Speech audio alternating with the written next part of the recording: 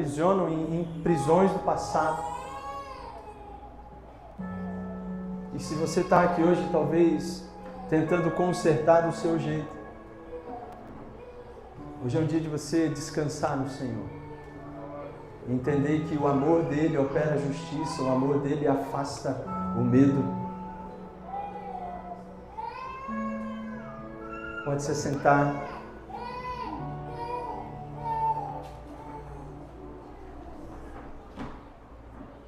Boa noite, igreja. Começou. Abra sua Bíblia, Mateus, no capítulo 1.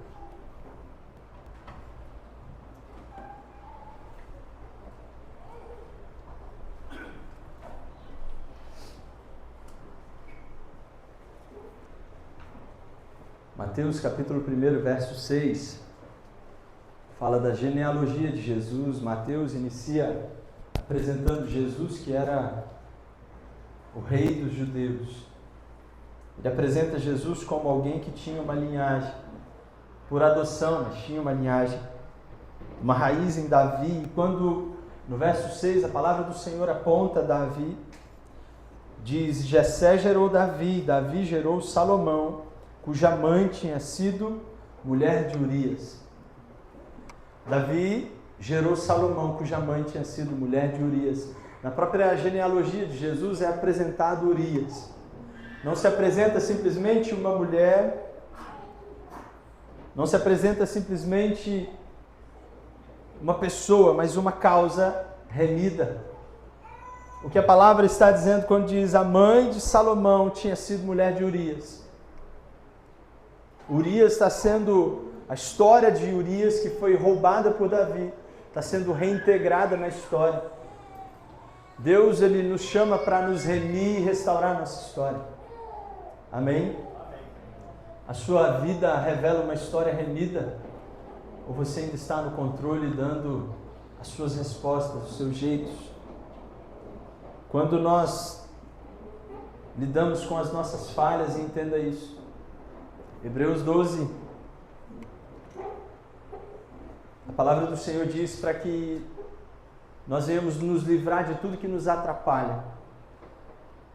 Tudo que nos atrapalha do pecado que tenazmente, que insistentemente, que como uma cola está ali nos envolvendo. E a palavra está dizendo, se livre dessas coisas, porque nós precisamos manter os nossos olhos fixos no autor e consumador da nossa fé em Cristo Jesus. Nós precisamos ter os olhos fixos em Cristo. Aquele que percorreu a sua jornada e não abandonou e não desistiu, mas foi fiel até a morte e morte de cruz, amém? Jesus não falhou em nada e foi crucificado injustamente. Ele nos ensina que é necessário um foco, é necessário mantermos os nossos olhos no Senhor. Onde estão os olhos da sua casa, da sua vida hoje? O que tem atraído o seu coração? Quando a palavra diz que o caminho é reto, não se desvie nem para a direita nem para a esquerda, porque surgirão na direita e na esquerda distrações, as coisas que vão querer nos roubar desse caminho que é reto. E andar no caminho reto é manter os olhos fixos em Cristo Jesus. Toda vez que eu olho para o lado e vejo um espelho que revela a minha imagem, que revela o meu ego, que revela as coisas que eu busco, eu me distraio e me desvio desse caminho. Eu me distraio e me perco do propósito do Senhor. Hebreus 12, versos 1 e 2, ele diz, no verso 1, portanto, também nós, uma vez que estamos rodeados por tão grande nuvem de testemunhas, livremo-nos de tudo que nos atrapalha e do pecado que nos envolve, e corramos com perseverança a corrida que nos é proposta, tendo os olhos fitos em Jesus, autor e consumador da nossa fé. Ele, pela alegria que lhe fora proposta, suportou a cruz, desprezando a vergonha, e assentou-se à direita do trono de Deus. Irmãos, igreja, reino, palavra de Deus, Jesus, ele não nos apresenta um caminho de sucesso simplesmente diante dos homens, de ser bom em tudo, de ter tudo que nós queremos, mas ele nos apresenta um destino eterno. Jesus morreu na cruz para que nós tivéssemos um destino eterno. E as coisas dessa vida, muitas vezes, coisas boas, elas nos atrapalham. E é o que o texto está dizendo: se livre de tudo que te atrapalha. E também do pecado. Existem coisas que nos atrapalham. Essas coisas que nos atrapalham, elas estão ligadas ao que Jesus diz em Mateus 5, que do nosso coração sai toda a maldade, sai toda a raiz do adultério, da cobiça, do homicídio, de todas as coisas más que há. O que Cristo veio fazer foi nos chamar a uma crucificação, uma vida de cruz. Há um caminho para percorrermos com perseverança, mortos para nós mesmos, mortos para esse desejo de autossatisfação a qualquer custo, como Davi, que está no palácio e resolveu se satisfazer com Batseba, uma mulher casada que tinha um marido íntegro e que estava em guerra, onde Davi deveria estar. Davi erra, sabendo que ela era casada, e não basta isso, Davi tenta encobertar, encobrir. Eu acredito que a maioria aqui conhece a história. E tentando encobrir, ele chega ao desespero de mandar Urias para um lugar de batalha. Ele assina um decreto e o próprio Urias é quem leva para Joabe para dizer: coloca Urias no pior lugar da batalha para que ele morra. E assim acontece. De igual maneira, Acabe, casado com Jezabel, uma mulher que não amava o Senhor, que não seguia a sua palavra, mas que se corrompeu em toda a idolatria e imoralidade, que perverteu tudo que era do Senhor. Ela chega a ousar, quando Acabe, um adulto com uma mente de adolescente, vai conversar com Nabote e fala: olha, eu queria comprar, eu queria a sua vinha, queria a sua lavoura. E Nabote fala: isso aqui foi dado desde quando nós saímos do deserto e entramos na terra de Canaã, isso foi cedido à minha família. Te vender é encerrar a minha posteridade, a herança da minha posteridade. E sobre tudo isso, quem nos deu essa terra foi do Senhor. Então, não tem como te vender algo que foi dado pelo Senhor. Não tem como eu comercializar algo que é do próprio Deus. E Acabe vai para casa, deita na sua cama, enfia o seu rosto no travesseiro e começa a chorar como um bebê chorão. Até que Jezabel encontra e ele troca a fralda dele, mima ele e fala: não fica assim, deixa que eu vou resolver. E ela pega a palavra de Deus e ameaça e acusa um homem de ter desonrado o Senhor, de ter blasfemado contra Deus, de ter negligenciado o Senhor e o seu rei, para que ele fosse sentenciado à morte. Assim como Davi envia um decreto para matar Urias, Jezabel, com consentimento de Acabe, onde a palavra de Deus diz que Acabe se perdeu totalmente, se corrompeu totalmente. E o final de Nabote é morrer. Mas ali surge uma sentença dizendo: olha, assim como vocês mataram, o seu corpo, Acabe, vai ser jogado nessa mesma terra. Assim como os cães lamberam o sangue de Nabote, Jezabel, os cães comerão da tua carne e vão lamber do teu sangue. Houve um juízo por falta de arrependimento. Mas mesmo assim, no meio dessa história, quando Acabe recebe a advertência do profeta, ele vai para casa. E chegando em casa, ele se arrepende. Ele admite que o que ele fez foi muito mal. E ele chora diante de Deus, rasga as suas vestes, se humilhando. E eu creio, pelo que a palavra diz, honestamente, de tal maneira que Deus o redime na sua geração, liberando ele dessa sentença, dizendo: mas seus filhos não vão possuir o trono. Acabe segue, a história segue. Mas o que nós vemos é que tudo o que o Senhor disse que aconteceria se cumpriu. E o que eu quero dizer com isso é não para amedrontá-los, mas para entender que há um Deus de justiça sobre toda a terra. Há um Deus que está no trono e Ele reina e governa sobre tudo. Há um Rei que nos chamou para o seu reino de amor, de paz e alegria. Mas nós precisamos entender a disposição do nosso coração. Não se trata A caminhada com Deus não é uma ida à igreja para eu estar disponível. Se Deus quiser fazer, Ele faz. A caminhada com Deus é uma vida de disposição pelo Espírito Santo, segundo a sua palavra.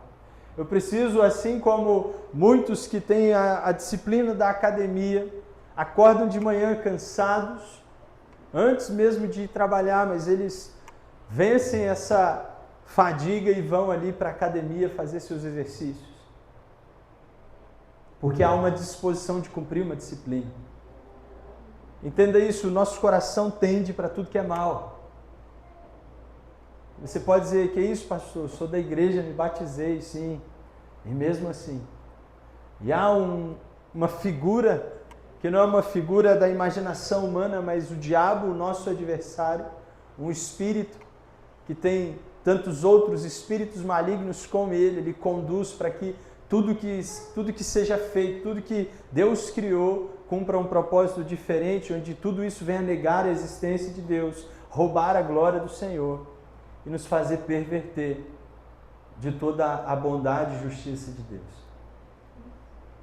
Diante disso, eu queria te chamar a entender que a vida com Deus não é uma vida de erros e acertos, mas é uma vida de disciplina, é uma vida de dedicação, uma vida que requer empenho.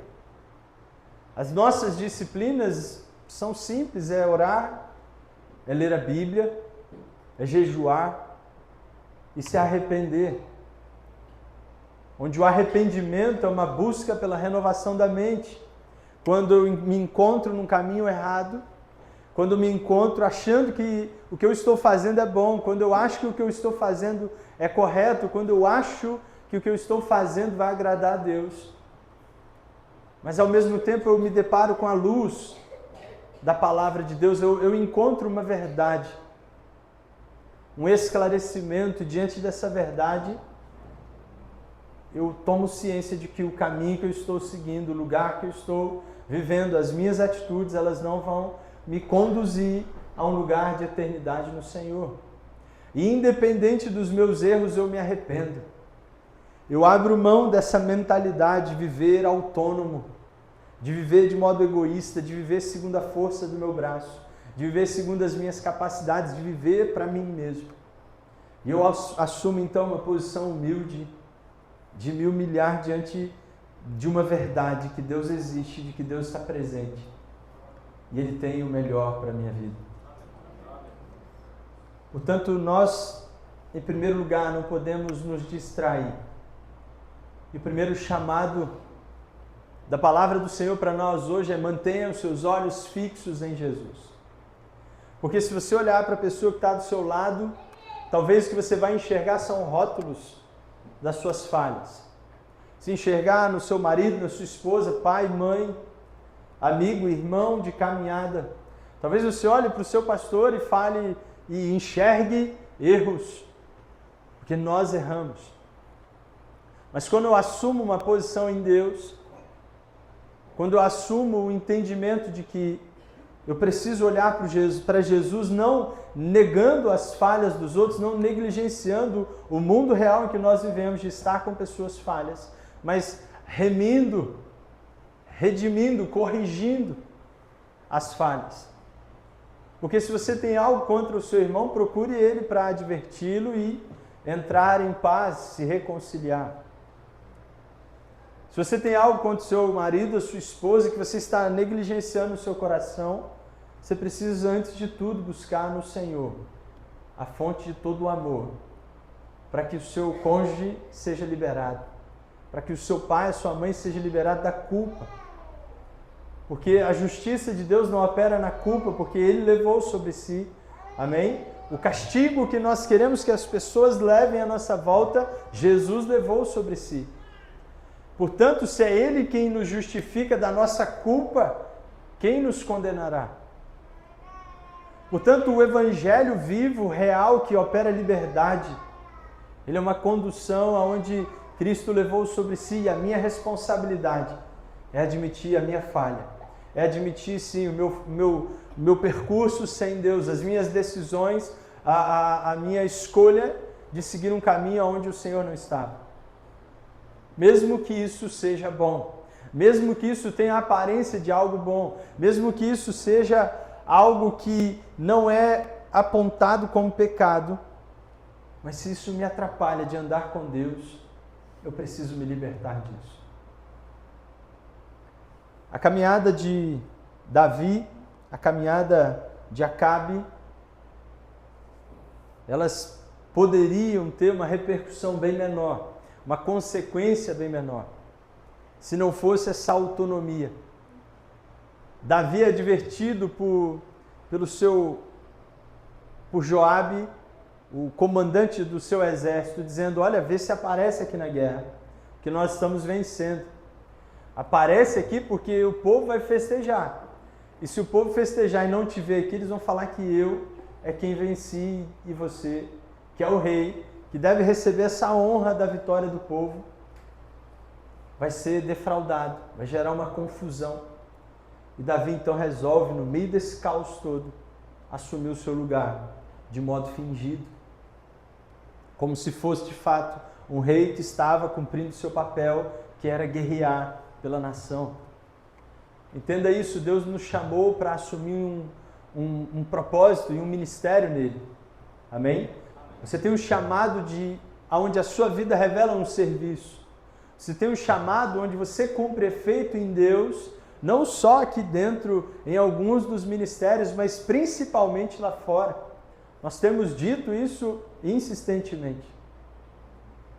Mas toda vez que eu assumo então uma veste de vitória, de aparência, de paz, de aparência de sucesso, e não lido com a verdade, o diabo vai assumir lugar, irmãos. Eu não estou aqui te amedrontando, mas o lugar vai assumir um lugar de condução na sua vida. Todo mundo que caminhou de forma falsa diante do Senhor, ele foi acusado de ter permitido o diabo lançar semente no seu coração. Ananias e Safira, que quiseram apresentar uma oferta diante da igreja, dizendo: olha, nós somos bons, olha o quanto nós estamos semeando. Em algo que era totalmente espontâneo e livre, mas eles quiseram manipular uma aparência de graça e favor de Deus quando isso não tinha. Portanto, Deus quer nos libertar de toda a aparência, de um jugo, de um esforço, por parecer santo, por parecer digno, por parecer alguém que de fato está empenhado para que de fato uma verdade, e a verdade é uma pessoa, ela é Cristo, ela esteja na minha vida e na sua vida, revelando um testemunho que frutifica, revelando um testemunho que é confirmado pela presença do Senhor. Deus nos chamou para andar com Ele. E andar com Deus não é uma caminhada de só vitória, de sucessos aparentes, de ter emprego, de ter casa, de ter uma família. Porque ninguém teve mais sucesso na Bíblia depois de Cristo Jesus do que Enoque, onde a Bíblia diz que ele andou com Deus e Deus o levou para junto de si. Porque havia uma verdade em Enoque, havia uma essência, havia uma comunhão tão plena. Porque Enoque, mesmo sem ir na escola bíblica dominical, mesmo sem estudar a palavra, ele se manteve com os olhos fixos em Deus. Nós que hoje temos tantos recursos, vivemos distraídos. Vivemos envolvidos com coisas que nos atrapalham, que a nossa consciência prontamente nos acusa. Porque o Espírito de Deus não nos acusa, mas ele vem trazer luz sobre o nosso lugar de condenação. Para que nós venhamos tomar ciência. Como o filho pródigo que cai em si e fala: o que eu estou fazendo da minha vida? Eu preciso voltar para a casa do meu pai, eu preciso assumir um caminho de volta. Isso é arrependimento. Na prática, é a mudança de curso, é a mudança de ideia, de pensamento, é quando eu desisto de viver segundo ou para mim mesmo, que foi o início da jornada do filho pródigo, em Lucas capítulo 15. Mas o que nós temos para hoje é, primeiro, entender que os meus olhos têm que estar fixos, eles precisam estar firmados em Cristo, porque todo o tempo vai surgir algo para te distrair. É marcante e por muito tempo foi pregado Pedro andando sobre as águas com Cristo e olhando para Cristo, mas quando o vento sopra, que ele se distrai, ele então começa a afundar. É uma aplicação muito comum nesse texto, mas não deixa de ser uma verdade para os nossos dias, quando a nossa fé, quando o início do nosso posicionamento é agradar o Senhor, é satisfazer o Senhor, mas no meio do caminho, as distrações nos roubam de sustentar lá, no lugar de desconforto, mas no lugar que o Senhor nos criou para estar. Davi era para estar na guerra, dormindo na tenda, empreendendo batalhas, organizando um exército. Mas ele resolveu ficar num outro lugar, porque ele achou algo mais confortável. E o grande perigo do propósito de Deus é que Deus nos faz avançar, Deus nos faz sim prosperar nele. Deus nos leva a ter todas as nossas necessidades supridas. E o problema é quando, por causa disso, coisas que nós alcançamos em Deus, nos distraímos do foco. Deixamos de reconhecer Cristo na nossa vida. Deixamos de reconhecer que dele é tudo. E por causa dele, tudo que está sobre nós é a nossa volta. E aí, a chamada é não ficar olhando os rótulos, não ficar debaixo de uma condenação, não ficar sustentando uma aparência, mas alcançar uma verdadeira liberdade. Porque foi isso que Cristo afirmou: quando você conhecer a verdade, quando você me enxergar, porque a verdade é uma pessoa, quando você me entender, aí você vai ser verdadeiramente livre. Essa foi a dificuldade dos judeus naquele tempo. O triste é que, mesmo conhecendo, muitas vezes essa é a nossa dificuldade. Onde nós nos distraímos com competições desse plano. Nós estamos competindo com as coisas dessa vida. E o que o Senhor tem para mim e para você é um plano sobremodo excelente, como diz a palavra, é um plano de bondade eterna, de grandes coisas que estão por vir, daquilo que nem olhos viram, nem ouvidos ouviram, que jamais penetrou no coração humano, mas que sim, o Senhor preparou para nós. Hoje, nesses dias, é impressionante as dores desse tempo, as dificuldades, o lidar com dificuldades como nós temos lidado nesses dias, de pessoas que morrem, sobre frustração de planos, caminhos que dão errado, falta de recurso, falta de saúde emocional, todo e qualquer problema. Quando iluminado pela verdade do Senhor, a paz, há uma segurança, há um conforto, há uma certeza de que permanecendo ali eu posso ir adiante. Quantas vezes eu tenho encontrado pessoas que estão com o desânimo e o desejo de abandonar tudo, mas eles encontram luz, eles encontram Cristo no seu caminho e então surge um novo tempo, surge uma nova ideia, surge uma nova esperança para ir adiante. Nós estamos encerrando o ano, né? E agora é o tempo que a gente baixa a guarda, é o tempo que a gente começa a entregar os pontos e esperar o relógio bater e o tempo virar, janeiro chegar. Mas Deus não se move no nosso tempo. O chamado de Deus permanece para nós, o desejo de Deus que nós venhamos experimentar graça, bondade, justiça, não é em 2024, é agora. O ano novo começa todas as manhãs onde a misericórdia do Senhor se renova. Portanto, a nossa mente precisa se renovar hoje para aquilo que é verdadeiramente liberdade, para aquilo que é verdadeiramente justiça, graça. Nós não podemos entregar nas coisas, botar a nossa expectativa no sistema, nos recursos, nas tecnologias, porque isso foi criado lá atrás, em 1800 e pouco. O iluminismo disse, nós precisamos tirar Deus do centro e colocar a tecnologia e houve uma revolução industrial, houve uma revolução de agora você não precisa espremer a laranja, é só botar numa maquininha que ela gira para você. Você não precisa mais ir para a rua e caçar um animal, você liga para o iFood, ou para qualquer outro. As coisas estão muito mais fáceis e esse não é o problema, mas o problema é quando a gente se acomoda nesse palácio e se distrai olhando para as outras coisas. Porque eu não preciso mais estar numa disciplina de ter saúde para ir caçar. Eu não preciso estar numa disciplina de estar pronto para todo e qualquer momento, para todo e qualquer assombro espiritual, permanecer firme e vitorioso e lutando. Como Paulo diz, eu não luto desferindo golpes ao vento, mas eu esmurro o meu próprio corpo, para depois de ter feito tudo, não seja eu reprovado. O que Paulo está dizendo é, eu não abandono a vida de oração, a vida de jejum, a vida de palavra, a vida de arrependimento, de manter a minha mente renovada no Senhor, porque eu não posso, depois de tanto tempo caminhando, experimentando tantas coisas, me desqualificar. Portanto, eu me mantenho como um atleta em alto desempenho. Eu vejo isso à minha volta, né? Bernardo competindo, Jean, treina de manhã, de tarde, de noite.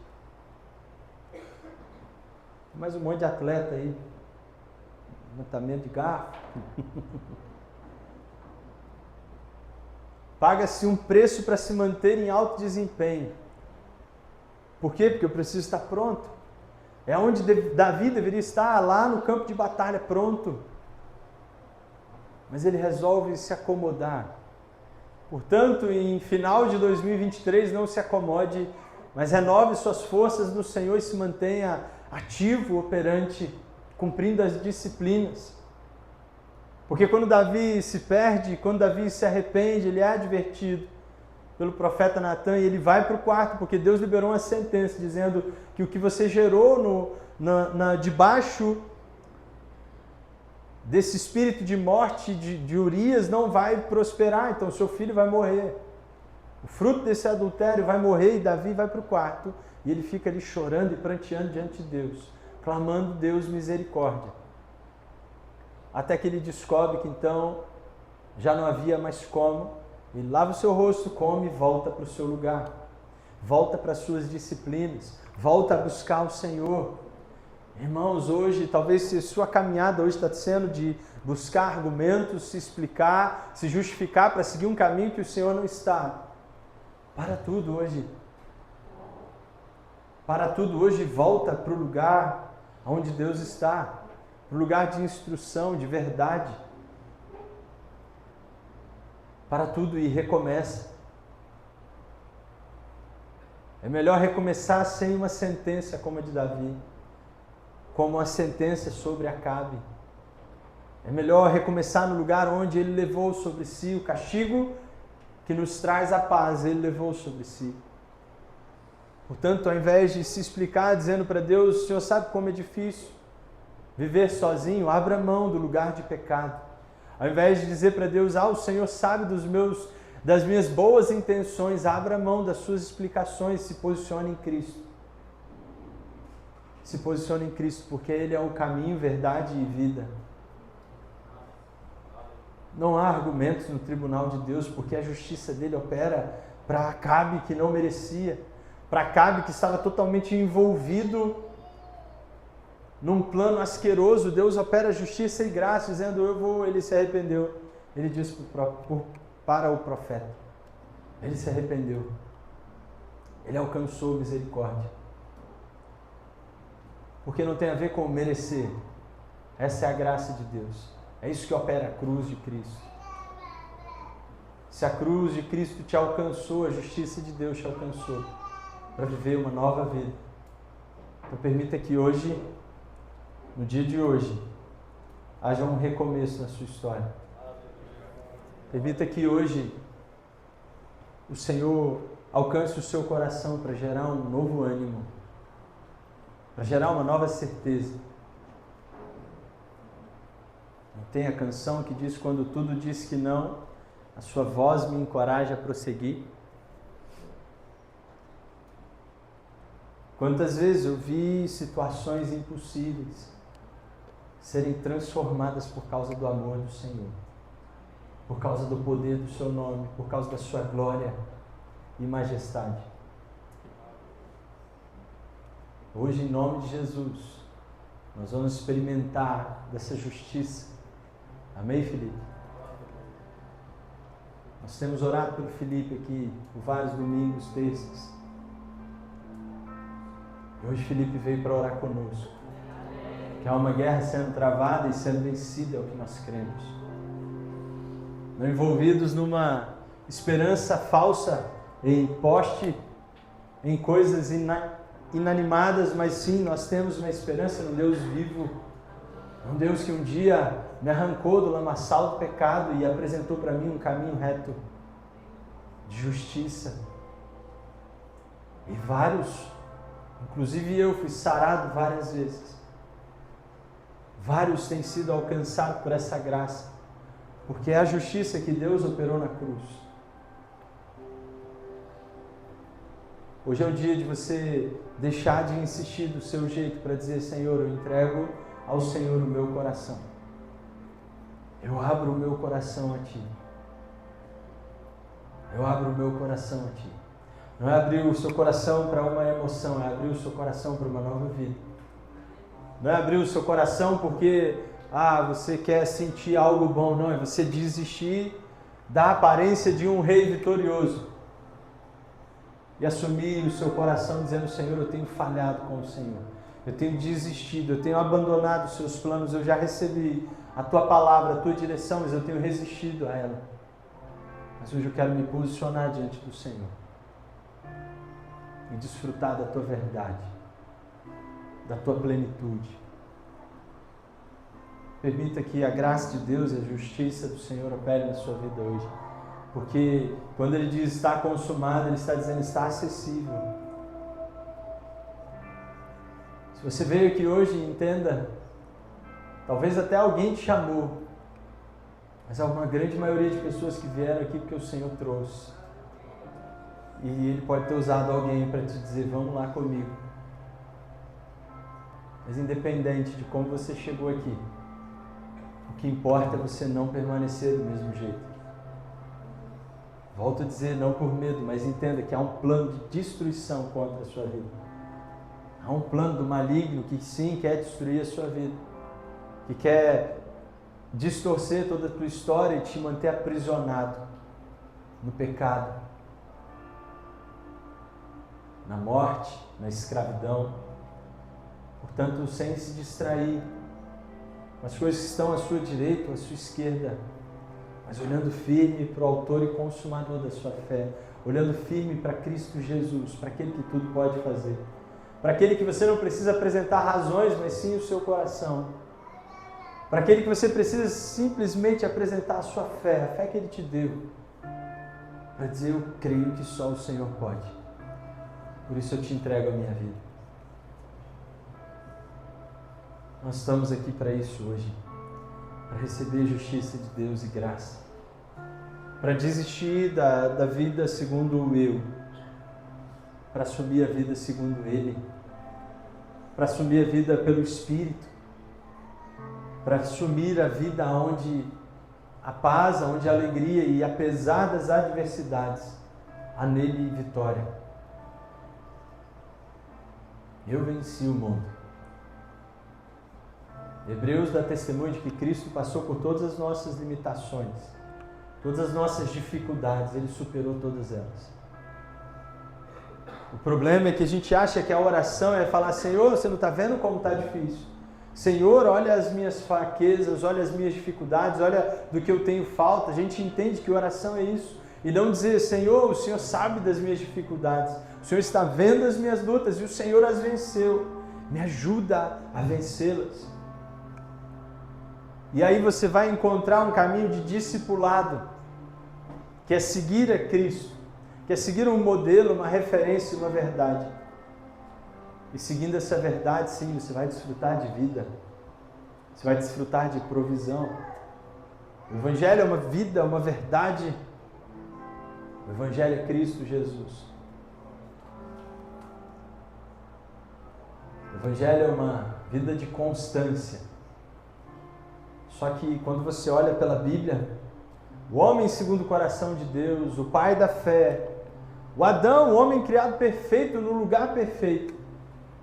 Não há nenhum homem na Bíblia, a não ser Cristo Jesus, que conseguiu ser constante na fé, que conseguiu ser perfeito em tudo que faz.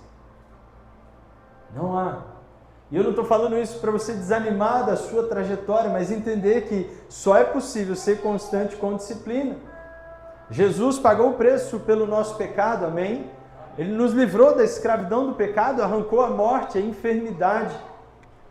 E o que ele disse é: se mantenham meditando na palavra de dia e de noite para fazer conforme está escrito. Estou com vontade de matar aquele que me ofendeu, aquele que me feriu, aquele que... todo mundo sente isso. Mas por causa da verdade de Cristo, eu abro mão da minha justiça. E eu falo: Senhor, as minhas vontades o Senhor sabe, mas eu clamo sobre mim a capacidade de amar, de perdoar, de liberar, de me desligar de toda ofensa por causa do Senhor.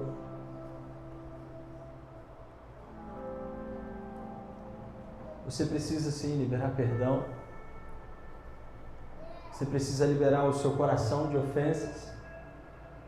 Você precisa liberar o seu coração de argumentos, de rótulos, de erros do passado. Jesus morreu na cruz por isso. Jesus nos libertou dessa escravidão, para que viéssemos a desfrutar de vida e vida em abundância. Amém? Eu quero orar com você. Vamos nos colocar de pé.